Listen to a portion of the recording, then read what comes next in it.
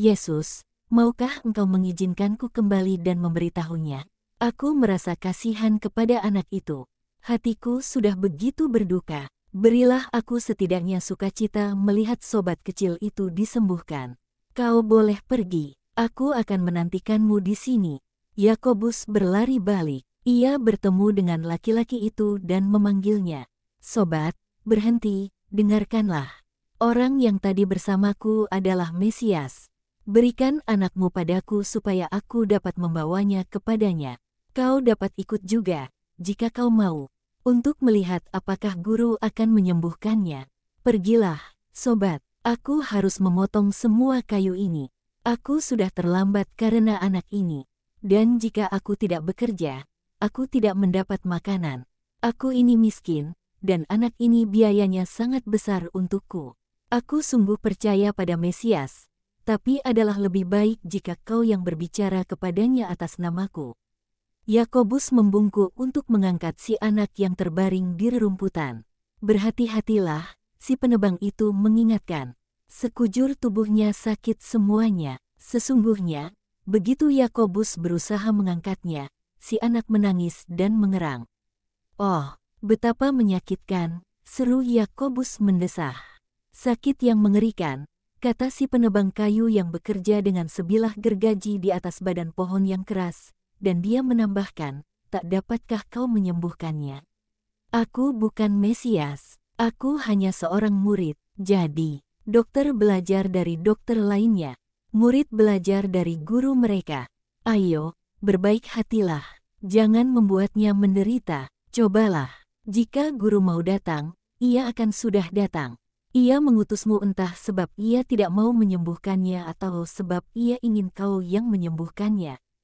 Yakobus bimbang. Ia lalu mengambil keputusan. Ia bangkit berdiri dan ia berdoa sebagaimana ia lihat Yesus berdoa. Akhirnya ia memberi perintah.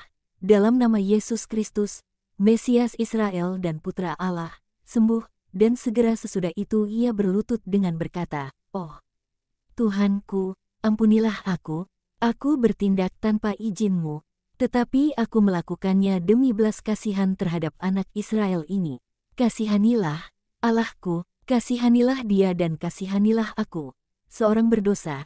Dan dia mencurahkan air mata kepahitan sementara ia membungkuk di atas anak laki-laki yang terlentang di rerumputan.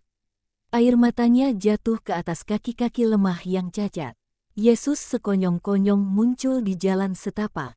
Namun tak seorang pun melihatnya, sebab si penebang kayu sedang bekerja. Yakobus menangis dan si anak menatap padanya penuh heran. Dan lalu membelainya, si anak bertanya, "Mengapa kau menangis?" Dan dia mengulurkan tangan mungilnya untuk membelainya kembali. Dan tanpa disadarinya, dia duduk tanpa dibantu. Dia berdiri dan memeluk Yakobus guna menghiburnya. Adalah tangis Yakobus yang membuat si penebang kayu berpaling dan dia lalu melihat anaknya berdiri tegak di atas kedua kakinya, yang tak lagi lemas ataupun cacat.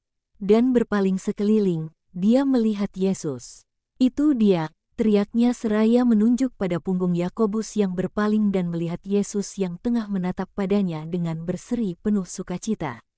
"Guru, aku tidak tahu bagaimana terjadinya, kasihan, orang itu, anak ini. Ampunilah aku, berdirilah." Murid tidak lebih dari gurunya, tetapi mereka dapat melakukan apa yang dilakukan gurunya, apabila mereka melakukannya untuk suatu alasan yang kudus. "Berdirilah dan ikutlah bersamaku. Kiranya kamu berdua diberkati dan ingat bahwa juga para abdi Allah mengerjakan perbuatan-perbuatan putra Allah." Dan ia pun pergi, dengan menyeret Yakobus yang terus-menerus berkata, "Bagaimana aku dapat melakukan itu? Aku masih belum mengerti. Bagaimana aku dapat melakukan mukjizat dalam namamu?" Dengan berbelas kasihan, Yakobus, melalui kerinduanmu untuk membuatku dikasihi oleh anak tak berdosa itu dan oleh orang itu yang percaya dan sekaligus ragu. Yohanes melakukan mukjizat dekat Yapnil karena kasih, dengan menyembuhkan seorang yang diambang ajal yang diurapinya sementara berdoa. Kau menyembuhkan di sini melalui sarana air matamu dan belas kasihanmu, dan dengan imanmu dalam namaku. Lihat bagaimana damainya melayani Tuhan ketika seorang murid punya tujuan yang baik. Sekarang, ayo kita berjalan cepat, sebab orang itu mengikuti kita. Tidak tepat jika rekan-rekanmu mengetahui ini untuk sementara waktu.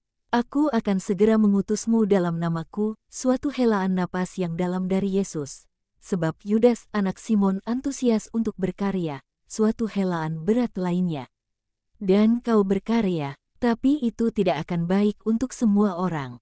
Cepat, Yakobus, saudaramu, Simon Petrus dan yang lain-lainnya akan menderita jika mereka tahu mengenai ini, seolah pilih kasih. Tapi, tidak demikian. Ini adalah untuk mempersiapkan seorang dari antaramu 12 yang bisa cakap membimbing yang lain-lainnya. Marilah kita pergi ke palung sungai yang berkerikil itu yang diselimuti dedaunan. Semua jejak kita akan hilang. Apakah kau merasa iba terhadap anak itu?